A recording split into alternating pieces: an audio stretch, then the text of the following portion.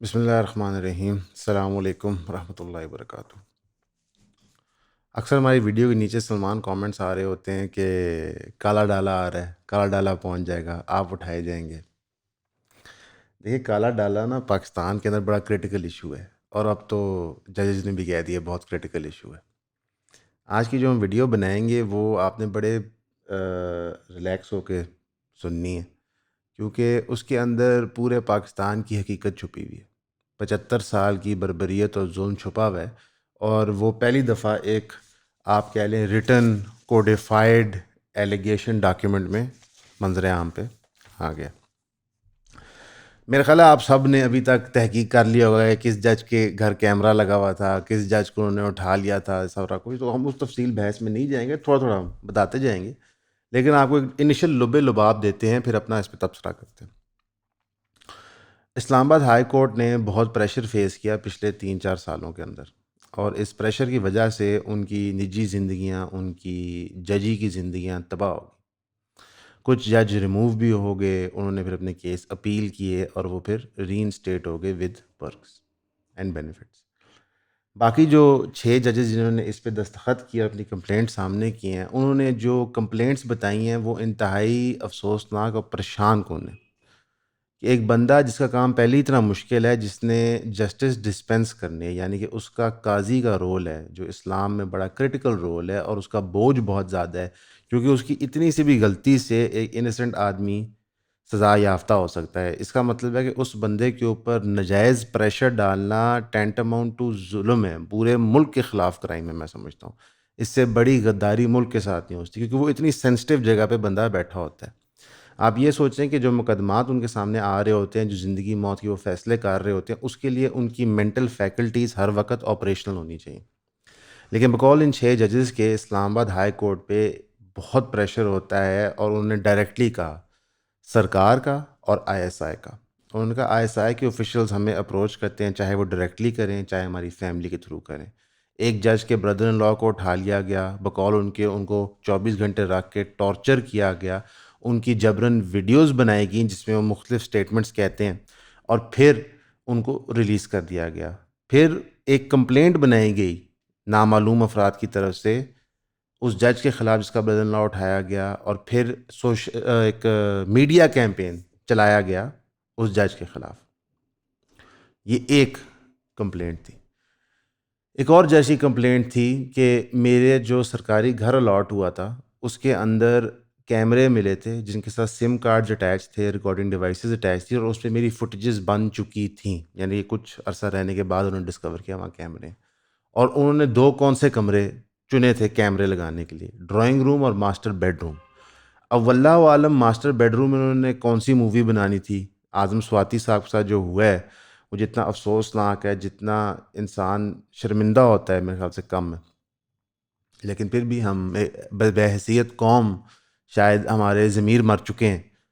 اگر ہم اعظم سواتی والی چیز پہ اکٹھے نہیں ہو سکے تو میرا خیال ہے پیچھے معاملہ ہی کوئی نہیں رہتا۔ بہرحال اس جج نے پھر ظاہر ہے جب وہ کیمرے ڈسکور کیے اپنے سرکاری گھر کے اندر، اس نے وہ اتروائے، وہ فوٹیجز ریکور کروائیں، اور پھر اس نے وہ فوٹیجز کے کچھ حصے نشر کیے باقی اسلام آباد کے ہائی کورٹ کے ججز کے لیے، ٹی روم کے اندر بتانے کے لیے کتنا بڑا پرابلم ہے ہمارے پاس سرویلنس اور کریک ڈاؤن۔ ایک جج پہ اتنا پریشر ڈالا گیا کہ وہ بیچارہ بی پی کی وجہ سے ہاسپٹلائز ہو گیا۔ ظاہر ہے ان کی عمر ہوتی ہے 55 60 50 اس والے بریکٹ میں، موٹے بھی ہوتے ہیں، اوور ویٹ بھی ہوتے ہیں، اکثر شوگر وغیرہ لگی ہوتی ہے، تو نہیں پریشر بوجھ برداشت کیا جاتا۔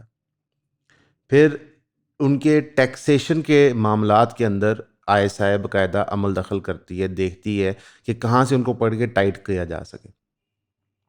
اچھا، یہ جو ساری ایلیگیشنز ہیں یہ نئی نہیں ہے۔ میں کوئی اس کو پی ٹی آئی کا بندہ یہ نہ سمجھے کہ یہ جی پی ٹی آئی کے خلاف سازش چل رہی ہے۔ ان ریئلٹی پچھلے 75 سال کا میں نے آپ کو کہا کہ درد جو ہے نا وہ اس کے اندر ہے۔ وہ درد چاہے انکوائری قائد اعظم کی ایمبولنس کیوں لیٹ ہوئی ہے اس کا نہ بننا، فاطمہ جناح کی ڈیتھ انکوائری ہو، آپ کے پاس ذوالفقار علی بھٹو کی جو سزا تھی اس کی کورٹ پروسیڈنگز ہو، ہمارے ملک کے اندر انصاف نہیں ہوتا، اور جو ڈپارٹمنٹ جنہوں نے انصاف دینا ہوتا ہے وہ کمپرومائزڈ ہوتے ہیں۔ آج وہ ڈپارٹمنٹ ہی وہ کہتے ہیں نا کپڑے اتار کے کہہ رہے ہیں کہ جی بالکل ہمارے پہ بہت بوجھ اور پریشر ہوتا ہے. اب یہ ساری ایلیگیشنز ہیں، اور یہ ایلیگیشن سب سے پہلے جسٹس صدیق صاحب نے لگائی تھیں، اگر آپ کو یاد ہو چند سال پہلے. جسٹس صدیق صاحب کو سپریم جوڈیشل کونسل نے ڈسمس کر دیا تھا، اور انہوں نے ان کو بالکل کھڈے لائن لگا کے کہا تھا کہ یہ تو بندہ ہی فارغ ہے.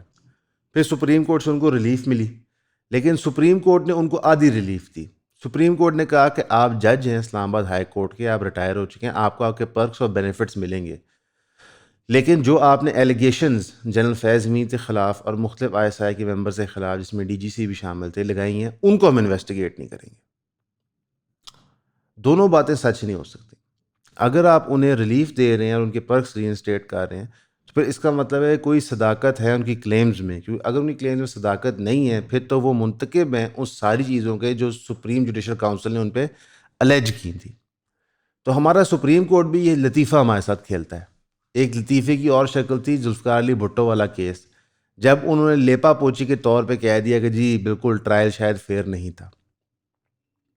دیکھیں جوڈیشری کا کام کیا ہونا چاہیے، یہ آپ کو جوڈیشری بہتر بتا سکتے ہیں، لیکن ایک عام شہری کے طور پہ، ایک پاکستانی کے طور پہ میں آپ کو ایک رف آئیڈیا دیتا ہوں جوڈیشری کا کیا کام ہے. جوڈیشری کا کام ہے جسٹس ڈسپینس کرنا.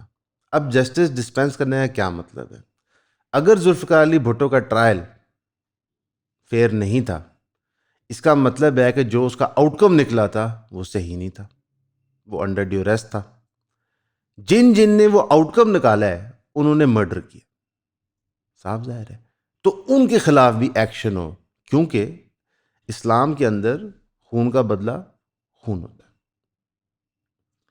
یہ قطعاً نہیں مطلب کہ آپ لوگ چر دوڑیں اور اپنے مقدمات اس طرح سالو کرنا شروع کریں. تو مقصد یہ ہے کہ اگر ہمارے ملک کے اندر اسٹیبلشمنٹ جوڈیشری کو فری اینڈ فیئرلی آپریٹ نہیں کرنے دیتی، تو پھر جو وہ ججز ڈیسیجنز لیتے ہیں اس ڈیوریس میں، چاہے وہ ٹرین وائٹ کا کیس ہو، چاہے وہ نواز شریف کے پینما پیپر کے کیس ہوں، چاہے وہ بلاول کے خلاف فیوچر میں کیس ہوں، یا زرداری کے خلاف کیس ہوں، یا وہ عام شہریوں کے خلاف کیس ہوں، کاروباریوں کے خلاف کیس ہوں، وہ ساری ججمنٹس جو ہیں وہ ڈاؤٹ میں آ جاتی ہیں. اور ان سارے کیسز کو کھول کے معافی مانگنی چاہیے. سپریم کورٹ کو ڈائریکٹ کرنا چاہیے کہ وہ ججز معافی مانگیں جنہوں نے وہ فیصلے انڈر ڈیوریس دیے تھے. کیونکہ جو نقصان جوڈیشری کے ابیوز نے ملک کا کیا، شاید کسی چیز نے نہیں کیا. جب آمریت کا دور ہوتا ہے تو آمریت کھل کے سامنے آ جاتی ہے، وہ کھڑی ہو جاتی ہے آپ کے سامنے اور کہتی ہے کہ ہاں ہم جابر ہیں، ہم حاکم ہیں، ہماری حاکم وقت ہیں، تو ہماری اطاعت ہوگی. تو آپ کا جو پولیٹیکل اینیمی ہوتا ہے وہ کلیئر ہو جاتا ہے. جب پاکستان میں جوڈیشری کو استعمال کیا جاتا ہے تو آپ کو بلائنڈ کیا جاتا ہے، آپ کو P T I, known league, پی پی پی کی تفریق میں ڈالا جاتا ہے، آپ کو جھوٹے مقدمے، جھوٹی کہانیاں میڈیا پہ بار بار دکھائی جاتی ہیں. اگر آپ کو یاد ہو جو جسٹس قاضی فائز عیسیٰ کے خلاف ہوا تھا پی ٹی آئی کی گورنمنٹ کے اندر، انتہائی گھٹیا تھا. جو اب ججز کے خلاف ہو رہا ہے انتہائی گھٹیا ہے. دونوں میں میڈیا نے اپنا بہترین گھٹیا رول ادا کیا تھا. یہ جن 6 ججز نے کمپلینٹ کا لیٹر لکھا ہے اور دیا ہے آگے، ان کے خلاف ملیشس کیمپین نارمل میڈیا پہ شروع ہو گیا. یہ وہی میڈیا ہے جو بار بار شور مچاتا ہے کہ سوشل میڈیا کو سینسر کرو، بین کرو، وہاں مس انفارمیشن، ڈس انفارمیشن ہوتی ہے. ہمارے ملک کے اندر پولیٹیشنز نے قانون بنانا ہے، جوڈیشری نے اس قانون کی انٹرپریٹیشن کے اوپر ڈیسیجنز دینے ہیں، اور بیوروکریسی نے ڈیسیجنز کیری آؤٹ کرنے ہیں. لیکن 75 سال میں یہ تینوں اپنا کام نہیں کر سکے، اور ایک دوسرے کو بلیم کرنے کے بعد یہ سارے متفقہ کنکلوژن میں پہنچے ہیں. نواز شریف بھی اس کنکلوژن میں پہنچا، پیپلز پارٹی بھی پہنچی، پی ٹی آئی بھی پہنچی، سینئر بیوروکریٹس بھی اس کنکلوژن میں پہنچ گئے، اور آج آپ کے ججز بھی اس کنکلوژن میں پہنچ گئے کہ پاکستان کے اندر صرف ایک ادارہ ہے جو پورے ملک کو چلا رہا ہے، اور وہ ادارے کا کام نہیں ہے ملک کو چلانا. ہم سب کو پتہ ہے وہ ادارہ کون سا ہے. ہمارے ہارڈ ارنڈ پیسوں سے، میرے اور آپ کے خون پسینے کے پیسوں سے وہ استعمال ہو رہا ہے سویلینز کی سرویلنس کرنے کے لیے، سویلینز کی ننگی ویڈیوز بنانے کے لیے، سویلینز کی فیملیز کو ٹارچر کرنے کے لیے، ہراس کرنے کے لیے. اس لیے ہم ٹیکس دیتے ہیں، اس لیے ہم ملک کو پیسہ دیتے ہیں۔ اس سے زیادہ افسوسناک چیز رمضان میں شاید ہی ہو سکتی تھی کہ 50-55 سال کے مرد، اشرافیہ، ججز، جن کو سیکیورٹی پروٹوکولز، سرکاری بنگلے، پیسے، پینشنیں ملتی ہیں، وہ اگر آپ یہ پڑھ لیں، لٹرلی لگتا ہے چھوٹے بچے ڈرے ہوئے بھیک مانگ رہے ہیں۔ وہ اپنی رپورٹ میں کہہ رہے ہیں کہ ہر کوئی بہادر نہیں ہوتا قاضی فائز عیسیٰ کی طرح جو اپنا مقدمہ اس طرح لڑ سکے، ہر کوئی بہادر نہیں ہوتا جسٹس صدیق کی طرح اپنا مقدمہ لڑ سکے۔ اور بہادری کیوں ہونی چاہیے؟ ہمیں تو ہمارے نظام نے ہمیں پروٹیکٹ کرنا ہوتا ہے۔ یہ عالم ہے جوڈیشری کا آپ کے ملک میں، ہمارے ملک میں۔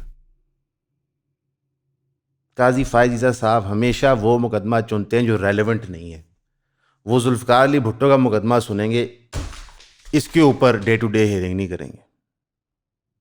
وہ دنیا جہان کے جرنلسٹ کو بلا لیں گے جن سے آج سے 5 سال، 4 سال، 6 سال پہلے زیادتی ہوئی تھی، 1 دن، 2 دن یا 3 دن کی۔ وہ ان جرنلسٹ کو نہیں بلائیں گے جن کو مہینوں غائب کر کے ٹارچر کیا گیا تھا۔ یہ جو جھوٹ ہے کہ میں سچا باقی سارے جھوٹے، یہ بے نقاب ہو گیا ہے۔ 10,000 سے زائد پولیٹیکل ورکرز اندر ہیں، ان کے بارے میں کیوں کچھ نہیں ہوتا؟ ایک پولیٹیکل پارٹی کو ڈسممبر کر کے تباہ کر دیا گیا، اور آپ جسٹس کی بات کر رہے ہیں ملک میں۔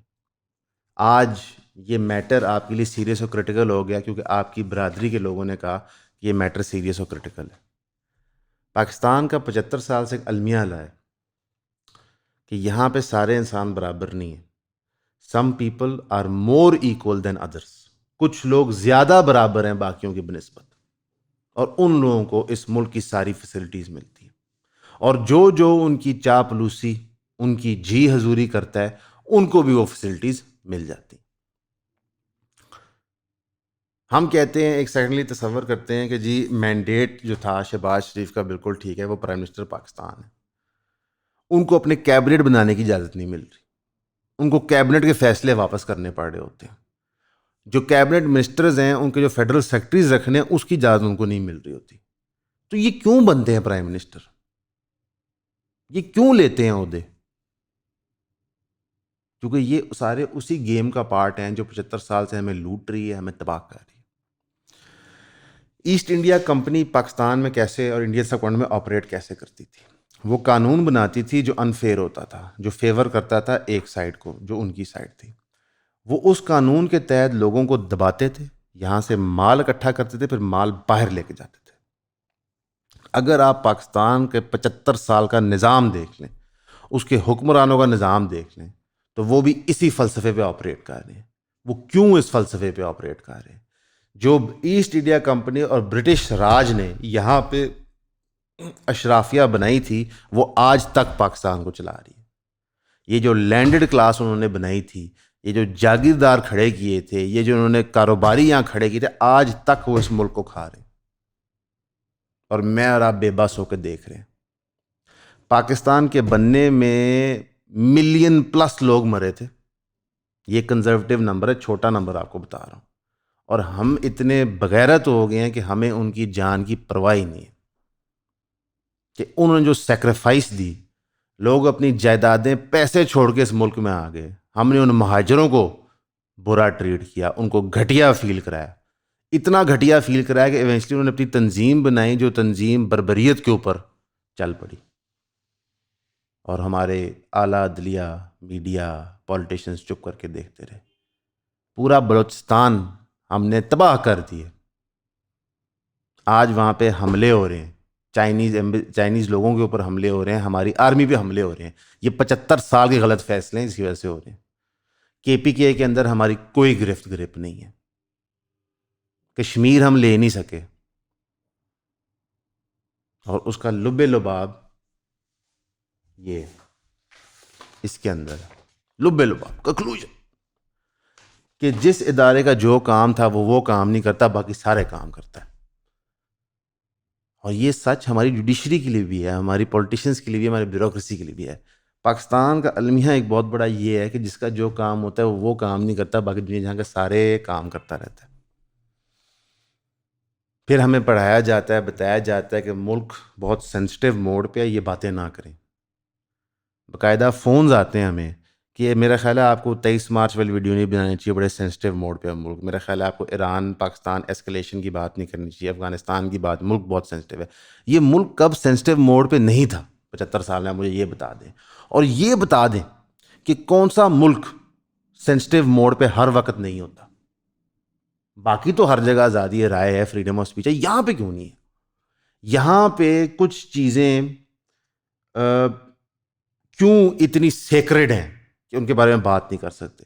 ان کا سیکرڈ سٹیٹس آپ ڈیفینڈ کریں، بتایا جائے کہ وہ سیکرڈ کیوں ہیں، یہ بحث کی جائے. یہ کام ہے جوڈیشری کا، یہ بحثیں کرنا. سپریم کورٹ کا یہ کام ہے، نہ کہ بلا کے بلوں کے فیصلے کرنا. کانسٹیٹیوشنل میٹرز ان کا کام ہے. لیکن ظاہر ہے اعلیٰ عدلیہ، انتہائی رسپیکٹفلی چیف جسٹس قاضی فائز صاحب، آپ بڑے بڑے دعوے کرتے تھے، بڑی بڑی آپ کی باتیں تھیں، میڈیا پہ بڑے بڑے آپ کے چرچے چلتے تھے، لیکن اگر اس پہ آپ نے ایکشن نہ لیا تو آپ کی کل ملا کے لیگیسی ہوگی ایک بندے کی جو شاید ایک پپٹ تھا. رمضان کا مہینہ جہاں پہ ہمیں فلسطین کی بات کرنی چاہیے، جہاں ہمارا ملک فلسطین کے لیے کھڑا ہو رہا ہو، آپ نے دیکھا انہوں نے سینٹر مشتاق کے ساتھ کیا کیا. ہمارے ججز اپنا ٹائم کس پہ ضائع کر رہے ہیں، ہمارے سیاستدان اپنا ٹائم کس چیز پہ ضائع کر رہے ہیں. کبھی ایڈسن والا معاملہ ہوتا ہے، کبھی یہ ہوتا ہے. فلسطین میں 30,000 بچے، بچیاں، عورتیں اور مرد مر چکے. بینجامن نٹن یاہو نے کہا ہے، جو اسرائیل کا پرائم منسٹر ہے، کہ ہر ایک حماس ٹیررسٹ کے لیے ایک سویلین مرتا ہے. یعنی کہ اگر ہم ان کا نمبر بھی مان لیں جو سراتن جھوٹ ہے، تو 15,000 ٹیررسٹ مر گئے اور 15,000 سویلین مر گئے. 15,000. ہمارے ملک میں اے پی ایس میں 200 کے قریب لوگ فوت ہوئے تھے، وہاں پہ 15,000 مر گئے. اسرائیل نے یہ بھی تسلیم کر لیا ہے کہ آئی ڈی ایف کے سولجرز ریپ کا استعمال کر رہے تھے عورتوں کے خلاف غزہ کے اندر. کیا فائدہ ہے ہمارے ایٹم بم کا، ہماری بہت طاقتور فوج کا، اگر ہم مسلمان ملکوں کی مدد نہیں کر سکتے؟ چلو اپنی تو کر نہیں سکے نا، کسی اور کی کر دیں. اس رمضان کے سینسٹیو موڈ پہ جب آدھا رمضان گزر گیا، دوسرا اشرا چل رہا ہے، ہم سب کو اپنے دلوں میں جھانکنا ہے اور سوچنا ہے کہ 75 سال سے جو لوگ تنخواہیں، پینشنیں، عزتیں، عہدے اویل کرتے رہے ہیں، پولیٹیشنز ہوں، جوڈیشری ہو، میڈیا ہو، بیوروکریٹس ہوں، ملٹری ہو، انہوں نے اس ملک کے لیے کیا کیا، اور ہمارا ملک آج کہاں کھڑا ہے؟ اور دنیا کے جتنے ممالک ہمارے سیم ٹائم پہ بنے تھے وہ کہاں کھڑے ہوئے؟ میں آپ سب سے ریکویسٹ کروں گا کہ آپ ملک کے لیے، اپنے لیے، اپنے خاندان کے لیے، سب کے لیے دعا کریں. آپ مسلم امت کے لیے دعا کریں، کیونکہ جس مرحلے پہ اس وقت پوری امت کھڑی ہوئی ہے، کو بہت بڑا اللہ کا عذاب ہی نظر آتا ہے ہمارے پہ. اور وہ عذاب صرف وہ فزیکل وائلنس نہیں ہے، وہ عذاب در حقیقت امت کی بے حسی ہے ایک دوسرے کے لیے. وہ چاہے افغانستان میں جو خون بہا ہے، چاہے ایران کے ساتھ جو ہو رہا ہے، چاہے جو سیریا میں ہو رہا ہے، چاہے جو یمن میں ہو رہا ہے، بہت بہت مشکل موڑ ہے. اور جتنی ہم مغفرت اللہ سے رمضان میں مانگ سکتے ہیں ہمیں مانگنی چاہیے، کیونکہ شاید یہی وہ ٹائم ہے جہاں پہ اللہ سبحانہ و تعالیٰ ہمیں معاف کر دیں. کیونکہ باقی ٹائم تو جو ہم رویہ رکھ رہے ہیں ملک کے ساتھ، اپنے آپ کے ساتھ اور امت کے ساتھ، وہ بہت برا ہے. امید ہے آپ کا روزہ ٹھیک گزر رہا ہوگا. شکریہ. السلام علیکم. ایون کا آپ سے وعدہ ہے کہ ہم کبھی بھی کسی کا آپ کو پیڈ چورن نہیں بیچیں گے اور اپنے کانٹینٹ کو معیاری رکھیں گے. جیسے کہ آپ کو پتہ ہے کہ آن لائن اسپیس کے اندر کانٹینٹ کریٹرز جو ہیں وہ بہت مختلف شکلوں اقسام کے ہیں، اور وہ عجیب عجیب قسم کا چورن بیچ رہے ہوتے ہیں. پیڈ پوڈ کاسٹ ہوتی ہیں، اسپانسرشپس ہوتی ہیں، وغیرہ وغیرہ. تو ہم کبھی بھی آپ کو چورن نہیں بیچیں گے. اگر ایڈ بھی دکھائیں گے کسی پروڈکٹ کا تو کوشش ہوگی کہ وہ ایک جید پروڈکٹ ہو جو اس سے آپ استفاضہ لے سکتے ہیں اور کوئی کسی کام کی چیز ہو. تو ہماری 2 جائز ارننگ کے سورسز ہیں کہ ہم ایڈ چلا سکتے ہیں اور آپ جو ممبرشپس پرچیز کرتے ہیں اس میں آپ کی سپورٹ ہمیں درکار ہے. ہماری ویب سائٹ کھول کے ہماری ممبرشپ پرچیز کر سکتے ہیں آپ, جس کے اندر 4 لائیو زوم سیشنز ہیں اور مزید ان شاء اللہ تعالیٰ ہم کانٹینٹ اس کے اندر ایڈ کرتے رہیں گے. ویسے جو آپ پبلکلی کنزیوم کر رہے ہیں ہمارا کانٹینٹ کسی بھی پلیٹ فارم کے اوپر, یہ ابھی بھی فری ہے اور لانگ ٹرم بھی ان شاء اللہ تعالیٰ فری ہی رہے گا. تو اگر آپ ویب سائٹ کھول کے ہماری ممبرشپ لیں گے, جو اس کی مقررہ فیس ہے اگر آپ وہ ادا کر دیں یا اس سے بڑھ کے, that would be nice. Bye bye.